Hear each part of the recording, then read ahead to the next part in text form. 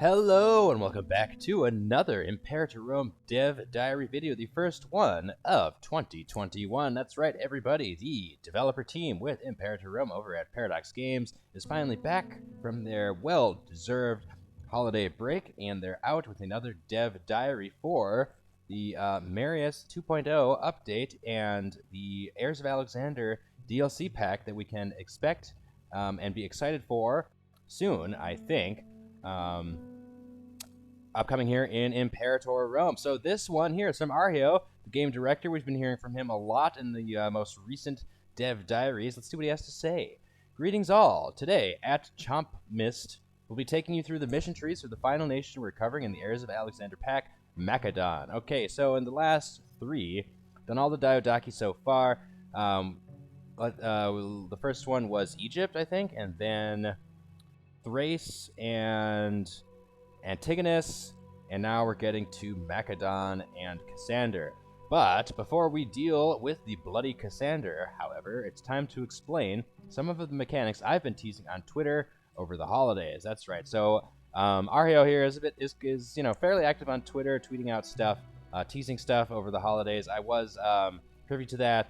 If you're interested, you should go check out his Twitter account.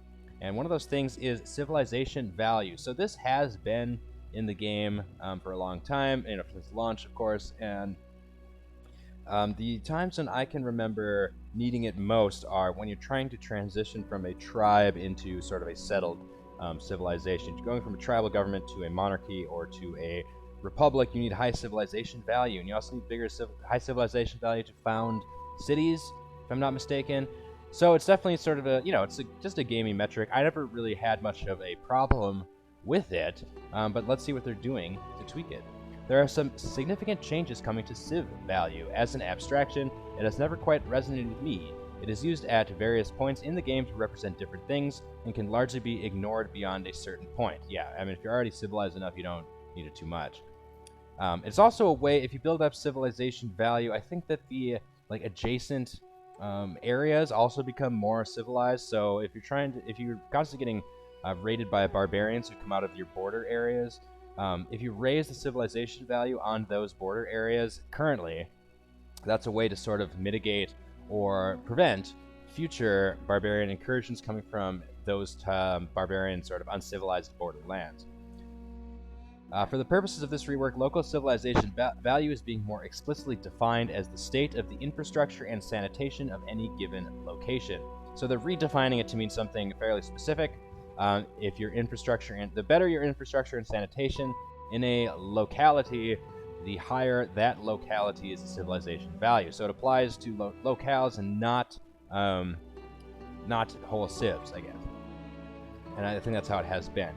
The monthly growth of civilization is not being changed explicitly, and this represents the education level and tradition of learning in a location. A territory with low growth will take longer to reach the cap as before. Okay, so cool. So the monthly growth of civilization is not being changed explicitly, and this represents the education level and tradition of learning in a location. Interesting. Where previously civilization had a significant impact on the happiness of pop types, this is being reduced, right? So high civilization value would make tribesmen very unhappy, and low civilization value would make them quite happy. So tribesmen don't like being in civilized cities; they like to be in their tribes and stuff.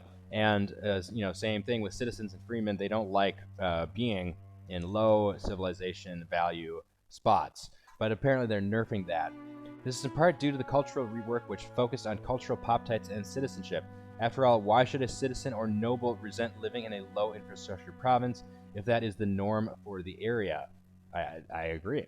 Instead, the cultural impact of your pops will be far more important to the stability of your nation. Okay, so rather than making people unhappy, if you have Gaulish tribesmen inside the Rome, you're playing as Rome, right? And then you have Gaulish tribesmen inside your border, and not only they're going to be unhappy that they're Gauls inside the Roman Empire, but they're also going to be unhappy living in low civilization areas.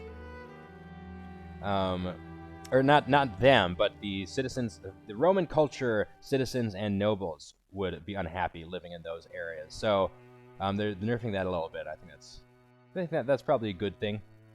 The cultural impact of your pops will be far more important to the stability of your nation. So they're really trying to put the emphasis on that mechanic that they've worked a lot on to sort of redo the whole cultural dynamics that we have going on. So the integrated cultures and the different mechanics that are going to be in play for 2.0 really focus on the cultural makeup of the empire. And so civilization value, I think, is a useful mana point.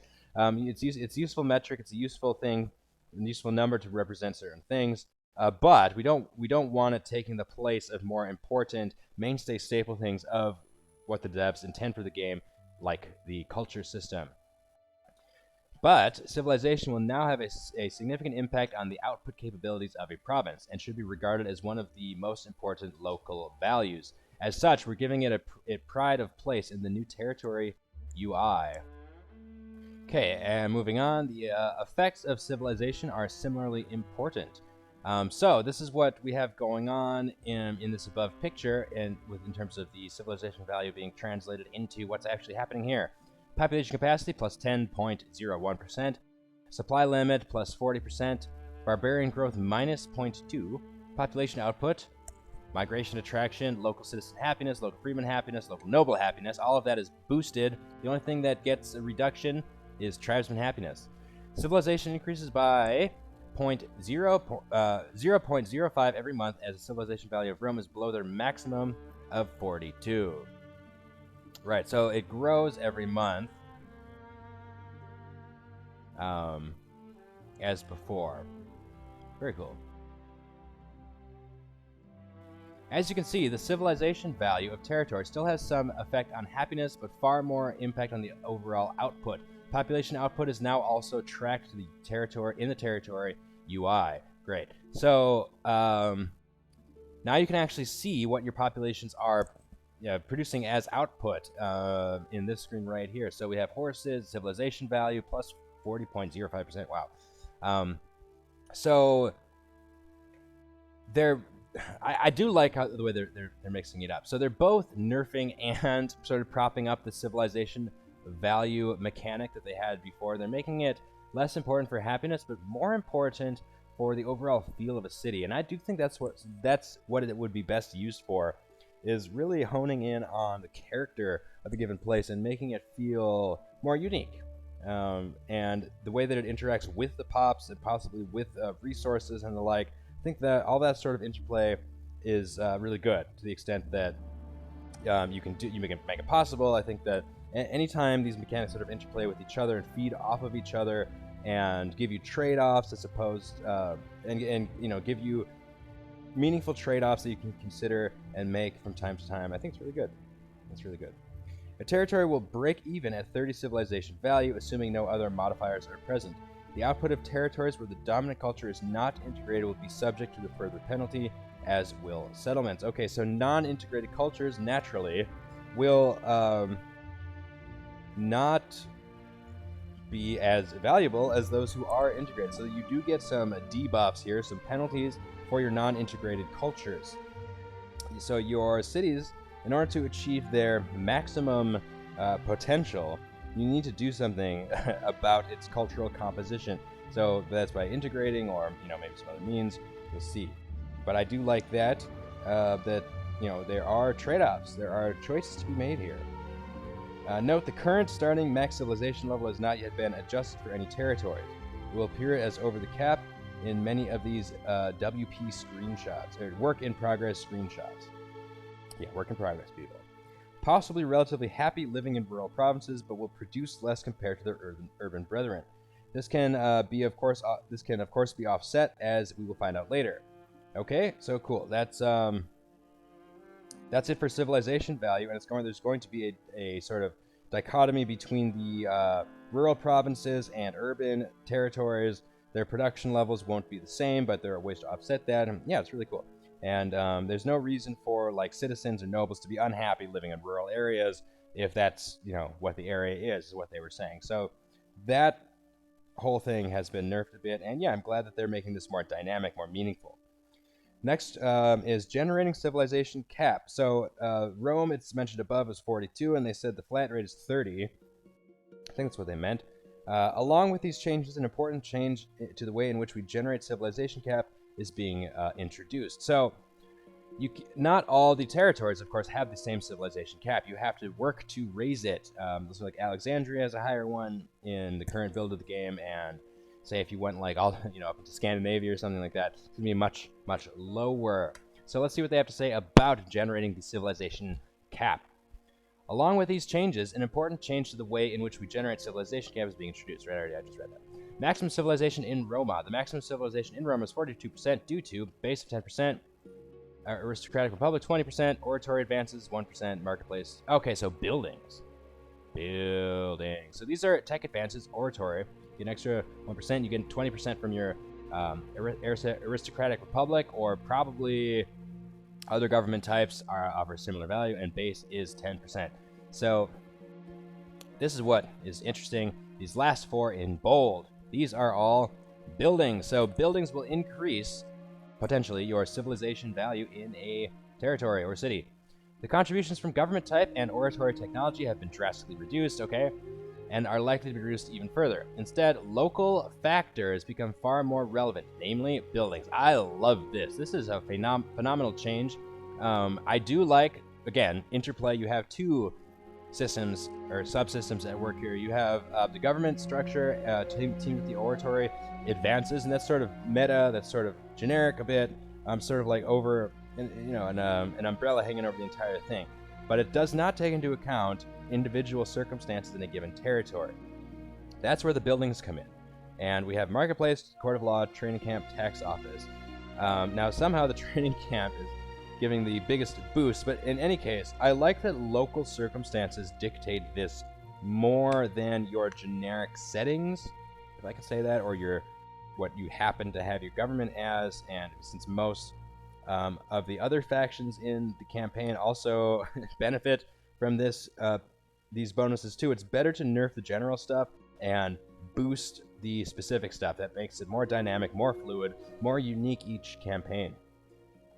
That's so buildings, and also buildings have been kind of a dud in Imperator. I'm a little bit of a dud. I mean, I won't rail on them too hard. They can be more dynamic. They can be more flavorful. They can do more for the player. And I'm really glad that there's going to be some extra interplay with the buildings and other stuff going on. Most buildings will now contribute directly to civilization capacity in a territory, providing a huge amount more local variance in development levels throughout the map. Later in the game, you can expect to see flourishing capitals approaching 70 to 90% civilization, with values higher than this being reserved for those truly keen on eking the most out of their territories. Very cool. Very, very, very, very, very, very cool. So I would love to see these flourishing capitals by the end of the game, approaching 70 to 90% civilization. Now, there are some little markers on the map. I hope that there are more. I would like to have some more characters, some more urban markings on the campaign map if we can, and I would love to see them develop over the course of the few centuries that represent the Imperator Rome campaign. Okay, building changes. Related to the above, the building system is undergoing a minor refactor. As an addendum, I'd like to point out that while I'm aware many of you want a deep cultural building system, that is not something that we have the scope to address in this update. Okay, well, thank you, Ario, for saying that plainly. Yes, I would like very much a deep cultural building system. So, if you're playing as Chandragupta over in India, in the Indian subcontinent, obviously the buildings that you're going to be wanting to build, if you're a history nerd or whatever, are going to be different than these sort of standard antiquity Mediterranean style buildings that we're used to. But this update is hugely ambitious. I don't blame Ario or the team for not doing this. I'm glad that they just say straight up that they're not doing it. Cool. They're doing something else instead. So we're getting a little bit of a rework to the buildings, and there could be more to come, depending on how well this Marius update does. I hope it does well. I'm very excited for it. So maybe later we will have a deep, quote-unquote, deep cultural building system, but for now, I will just live with these improvements to buildings that just provide a bit more interplay and unique flavor to your playthrough. City buildings now have been split into two categories, limited and unlimited. Very interesting. The top row of buildings are theoretically unlimited. Okay, so forts, figure out what this is, aqueducts, granaries, libraries, marketplaces, training camps, and tax offices, I think, are what these are. And then the bottom row, and will function similar to before, albeit with some rebalance and now adding to civilization cap. Wait a minute. Top row of buildings are theoretically unlimited. They weren't unlimited before, and there's a 7 out of 10 here, so I don't really know what they're talking about. Theoretically unlimited. That is not reflected here. Okay, whatever. Okay, let's see here. Library. Each library gives the following benefits: 5% research points, 2 to local civilization level, and 2.5 to conversion speed. Marketplace, civilization level, assimilation speed, local trade routes, training camp, manpower, civilization level, tax office, tax, civilization level, scripted wait, AI plan latency. That's probably work in progress stuff. Awesome. So they're redoing the buildings this way. All of them contribute to civilization level. Let's take a look at the rest of them. Earthworks, I think that's new. You give the following benefits. Okay, so get rid of population capacity and combat width, and you're limited to 1 in a given territory. I see. So they're all theoretically okay. The top ones are all theoretically unlimited, but they're limited here. Whatever. But there's a much harder limit on some of these other ones. So like limit of 1 in any given territory, limit of 1 in any given territory. These 4. Foundry. Great Temple, Grand Theater, as opposed to just a normal temple and a normal theater. Okay, so awesome. Let's take a look at the last row. Academy. Cool. All right, so I do like this rework. It's not too different, but it is different. Definitely different enough to make it better. These reworks definitely makes more sense. A lot of the building, like I wouldn't build many buildings. You know, in my playthroughs, I would only build like theaters and temples to convert and assimilate culturally the people in my territory, and then maybe some, you know, definitely libraries and academies to raise the population ratio of citizens. But other than that, I mean, didn't really build much. Never built marketplaces. Very rarely built tax offices or court of laws or anything. You only build court of law when you need the loyalty buff or whatever. So cool. I'm glad that they're redoing buildings. All the numbers you're seeing are still subject to balance. Of course, these changes aim to reduce some of the micromanagement and choice paralysis associated with having up to 16 unique buildings in an arbitrary number of cities, as well as adding some depth and progression to city buildings by tying buildings to the new technology system. Good. I mean, this should have been in there to begin with. Tying buildings to technology system is a good idea, as far as I'm concerned. In addition, the gardening feeling is something that I know many of our players enjoy. I am one included. Playing tall and getting the most out of your pops should be enhanced by many of these changes. Now, people have tried to play tall in Imperator Rome. I've never seen it really done to any level of satisfaction. The way it's set up now, you want to play wide. You want to conquer vast swaths of territory to make sure that you are secure, because that's what everybody else is doing. Playing tall, you know, all of the small nations, unless they're protected under, you know, tributary, or, you know, vassalized somehow, any independent, tall civilization or faction is going to be destroyed by the end of the campaign. So playing tall is hopefully going to be made a little bit more viable. Settlements will not be entirely left untouched by these changes either. One of the big choices you have to make during your campaign, if you head down the civic invention tree, is likely to interest those with a penchant for construction. Okay, let's take a look. Urban planning versus rural planning. Yeah, that's really cool. So you can sort of specialize. You can decide if your people are more urbanite or rural. I like that a lot. All right, so urban planning. Price is one of these things. I'm not know what this is. So you can only have urban planning when you don't have rural planning. See, so it does not have the invention of rural planning. Build cost 5%, minus 5%. Build cost minus 5%. Population capacity minus 5%. Global city building slots plus 2. That's in every city then. Pop promotion speed plus 15%. Global monthly food modifier plus 5. It's supposed to rural planning, global settlement building slots plus 1.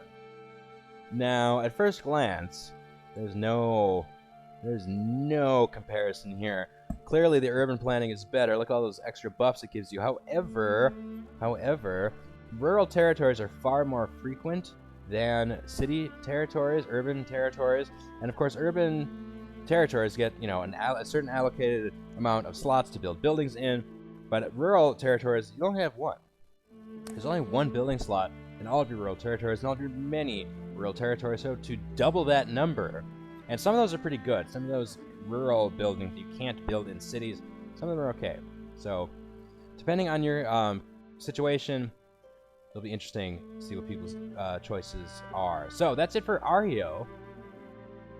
We're going to move on now to, I guess, what is the main part of this dev diary. From Chop Mist.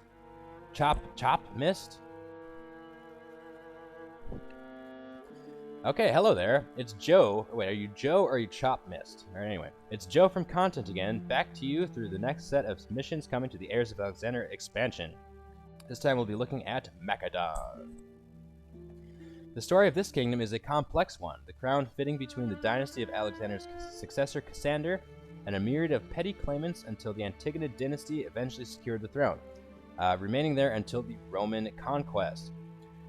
The fates decided the Antipatrice dynasty would be short-lived, but things were fairly stable in Macedon after the Antigonids took over, with wars against barbarians, Greek leagues, and the Illyrian tribes, but no ambitious campaigns on the scale of the Diadochi Wars until the Roman conquest. This need not be the case under your leadership, and there will be many opportunities to make moves. Ultimately, Mechadon received 3 mission trees, with the latter 2 being available to any Macedonian country that supplants the Antipatrice in Pella, including the Antigonids, as well as the original tag. Awesome! So one of the things about Mechadon that make it pretty cool is not only can the Antigonids become Mechadon, but so can Pyrrhus, the Epirites. They can become Mechadon as well. I'm not sure about anybody else. So if you're able to sort of usurp the status of the Macedonian king, you get rid of the Antipatrice dynasty and establish your own, or if you're playing as the Antigonids, whatever, you can still do this mission tree as long as you get the tag, the Macedonian tag, I think. Antipatrice's legacy. By 304 BC, Cassander had ruled Mechadon as regent for 13 years, and unlike the other Diadochi, never claimed the title of Basilius for himself. He has seen victory in the wars against Palpyrchon and Olympias, securing Thessaly and successfully contesting the Antigonids in Greece, though his murder of the Argead heirs and harsh treatment of Greek cities have given him a reputation for cruelty, embellished by the other successors to their benefit. Okay, Cassander, of course, murdered Alexander's son, Alexander IV, and his wife, Roxana, a Bactrian princess. The Antipatrids, well known for this. So, like, once Alexander IV, that is the son of Alexander III or Alexander the Great, once he was hitting, his age of reaching manhood back in antiquity, so when he was about 13 or 14 years old, and he was about ready to take up some serious duties as heir to the throne, the official title, of course, of Cassander was regent and not Basilius or king. So people were calling for, Alexander IV to be like, hey, we don't need a regent anymore. I'm Basilius now. You're welcome to step down, Cassander, and all that.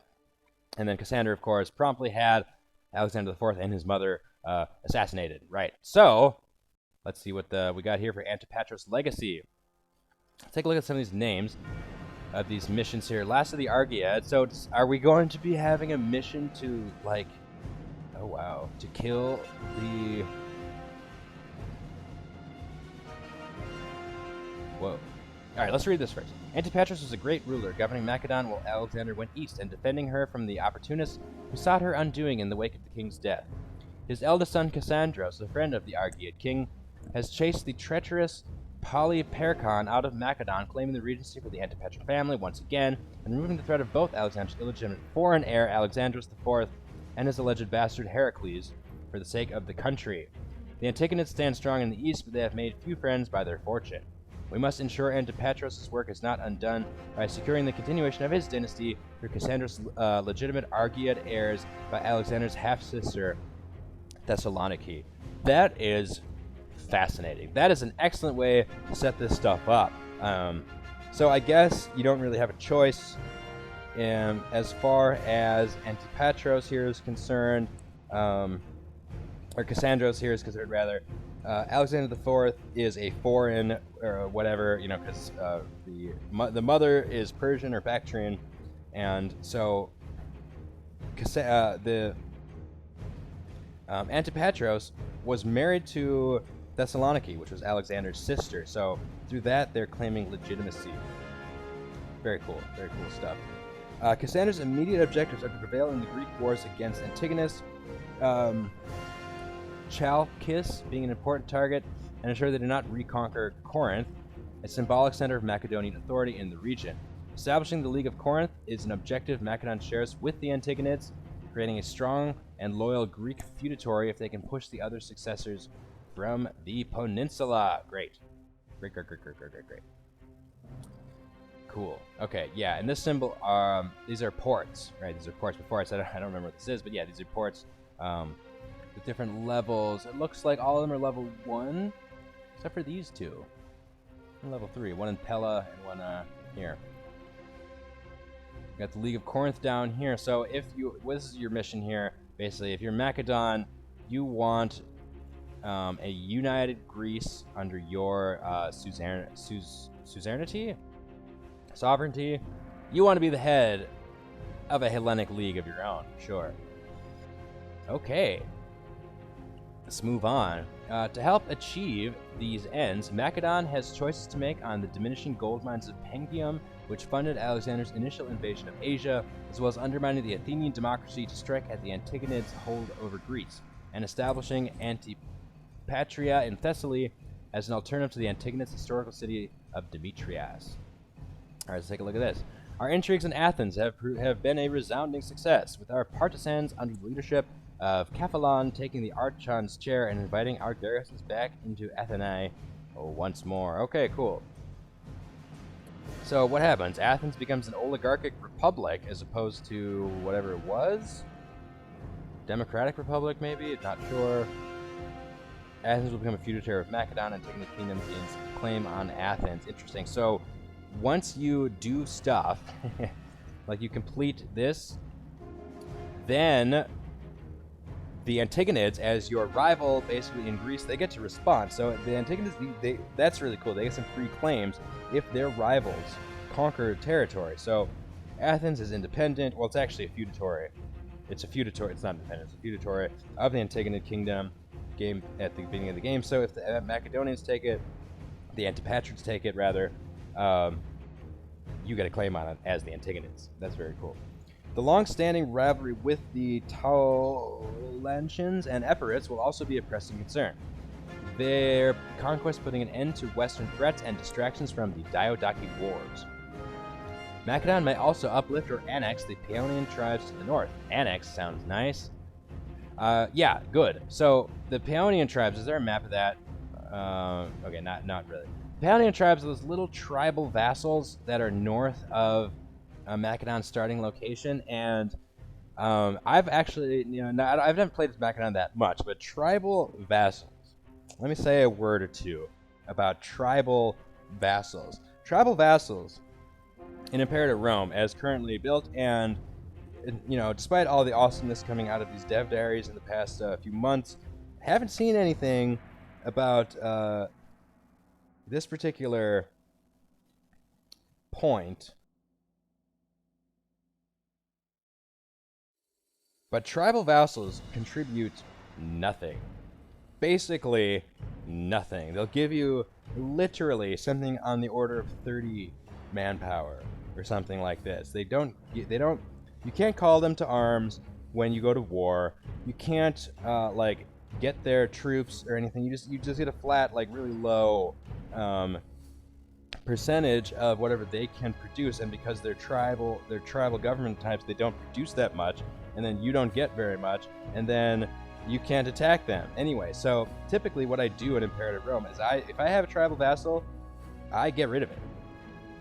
Pretty much whenever, unless there's a threat directly coming from that general area, like maybe Carthage. Besides that situation, I would rather not have a tribal vassal than have one, because at least I can conquer it. You know, I can conquer the tribal vassal and get that area for myself. With there's nothing it can evolve into. Tribal vassal stays a tribal vassal. It doesn't become a normal vassal. I think if it becomes like, if it evolves from a tribe into a republic or a monarchy, then it can become, you know, a feudatory or a normal vassal. But I've never seen that happen. I've never seen that happen in all my playthroughs. So yeah, I have said a word now about tribal vassals. Let's get back into what we were talking about. Yeah, we can annex the Peonian Tribes to the north. Cool. Creating stronger subjects or finally completing Philip II's campaigns in the region, and continue the Macedonian tradition of recruiting the famed Argianian javelin men to permanently bolster their military. Okay, this is more cultural specific unit stuff. That has been one of my favorite announced additions to the Marius 2.0 patch. These specialized, unique, culturally based units that you can get through fulfilling certain things, like if you are Mechadon and you subjugate the Peonians, you can get a special javelin man unit. Awesome. Ultimately, the Antipatrice will turn their de facto kingship into a reality, formalizing the Antipatric Argead dynasty as the new royal line of Mechadon. Great. So this should be a mission, definitely, because you started out as regent, not Basilios, not king. You should have to become king. Right? You should have to become king through a whole bunch of processes, and apparently you can. Then you establish a new dynasty that ties itself with the legitimacy of the Argead dynasty, which is Alexander's dynasty. So what if you killed the last Argead heir? He was foreign anyway. This new Antipatric Argead dynasty, that's the way to go. Alright, let's keep going. Hellenic mastery. But we are not Mechadon yet. Oh, jeez. Wow. As mentioned above, the following trees are available to any Macedonian country which has supplanted Antipatric Mechadon, including the Antigonids. As such, their objectives can overlap with the first Macedonian tree to some degree, right? So I did not focus too much on these. We can take a little bit look. I see Dominate Epirus here. The Illyrian questions will be going into Illyria, Paeonia, Macedonius, going into Paeonia. Formalized monarchy. Here it is. Okay, this is where you change from a regent into a full-fledged king. And establish a new dynasty while you're at it. Good stuff. Yeah, but they don't tell you exactly, so we can't like zoom in on these buttons or anything. So yeah. And then we can take a look at this tree. This is the last one. Now there will be some overlap because it's both meant to serve a generic Macedon, you know, whoever controls Pella, basically, and not specifically the Antipatrice. So it's been a little different from the last 3 dev diaries, where they focus specifically on Ptolemies, the Ptolemaic dynasty, and then Lysimachus, and then Antigonus. So this is a little bit of a break because, okay, the first one's here, sure, these are for Cassandros, this first one, but this one is a little bit more generic. Okay, let's keep going. Mechadon will aim to have their capital rival the sophistication of the old Greek cities, supplanting them as the population and cultural centers of the region. Good, that should be among the mission tree. It's hard to see. Cretan subjugation, I guess we can guess what that is. Vibrant court. Cool. I like the cultural focus. Philosophers may be attracted to the court based on the patronage Antigonus II gave to Zenu of Citium, among many others, periodically providing skilled characters. Okay, so there are some events that have to do with philosophers. Or there's at least one. I recall it frequently costing me a lot of gold. Let's see what this has to say. Word has come from Dodona, where the ravings of the oracle have been interpreted by the priests of Zeus. All are agreed that the gods spoke of the Olympians' desire for greater sacrifices in exchange for their continued favor, promising to protect the Macedonian people in exchange. Alright, so I don't really know what this is. Is there going to be a new mechanic where you can invite philosophers? Because I like that.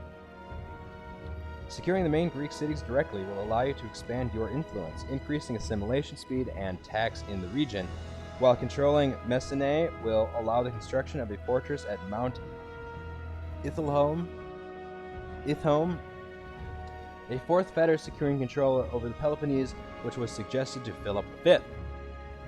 Once the major Greek port cities around the Aegean are secured and Mechadon has created a metropolis to rival the cities of the east, the kingdom and dynasty will be secure. Very nice, very nice. So you really have a bit of a hill to climb in this version where you didn't before as Cassandros or the Antipatrice dynasty.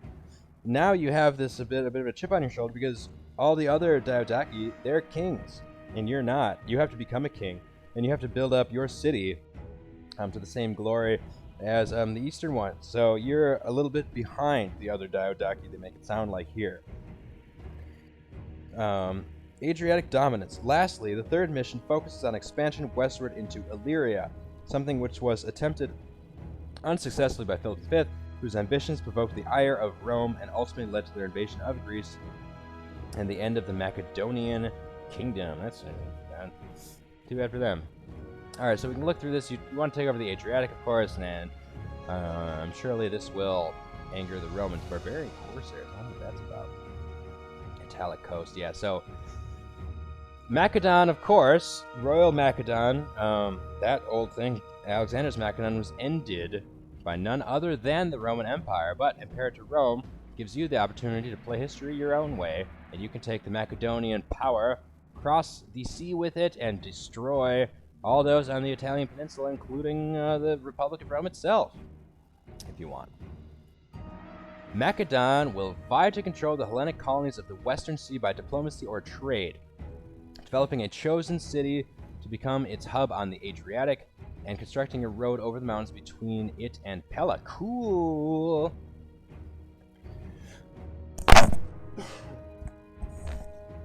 Alright, so road building. Haven't seen anything specific to that yet, but it needs a bit of work. So like, I don't really mind it the way it is, except for one thing: when they run out of money, they just keep going on the route that they were sent without building roads. So like, if you want to build a road from, say, the southern tip of the Italian peninsula to the Alps, and then you route it all out, and then halfway through, your dude runs out of money. You run out of money, rather, and you cannot finance these road building. The road builder unit doesn't stop building or they don't stop moving. They stop building roads, but they don't stop moving. They keep going all the way up to the Alps, and then you have half a road built without the builder around anymore. So I hope they change that. But I digress. This was talking about connecting a road. The road between Pella and Epidamonos is constructed. Okay, cool. So more infrastructure, more colonies, more trade, more interaction between different moving parts in the game sounds absolutely fantastic to me. More power projection through economics, through trade, through control of trade ports and trade routes, and that sort of thing. Building roads, all of that should matter, and that's what they're making it. They're making it a much, much more fluid and interesting setup heading into 2.0. It's only looking good, folks. It's only looking good. I really like this. Ultimately, this mission will see Mechadon establish a foothold in Italia and dominate the entire Adriatic Sea, with choices to make on the pirates that roam its waters and the fate of its navies. That's all from me. Okay, very cool. Very cool. So this rounds out the Heirs of Alexander Diadochi mission trees, I believe. We got a bunch of good stuff from Ario in the beginning as well. Alright, so this is another long dev diary. Thank you so much for joining me. If you did like what you heard or found any of this informative, or enjoyed any of this at all, please consider dropping a like, subscribe to the channel if you haven't already, hit that bell notification button so you can catch all the latest updates from me. Thank you again very much for watching, and I'll catch you in the next one. Please comment down below what you would like to see in Imperator Marius Update 2.0, as well as the Heirs of Alexander DLC update. Until next time, bye-bye.